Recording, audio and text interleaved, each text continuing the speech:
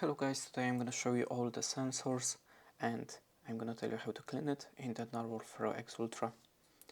So let's start from the sensors. The main sensor, the leader, it's on the top, the 360 sensors.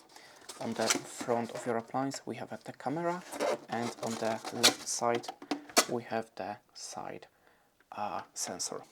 On the back we have cliff sensors, and it's located, the 3 cliff sensors. And just give me a second, I'm going to show you. The cliff sensor is located here, here and here.